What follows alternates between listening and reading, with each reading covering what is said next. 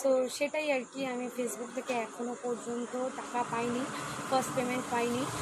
জানি তোমাদেরকে বললে তোমরা বিশ্বাস করো না আমার কথা, তার জন্যই আর কি স্ক্রিনশটটা দেওয়া, যে তোমরা নিজেরাই দেখে নাও কত ডলার কি জমেছে নাকি।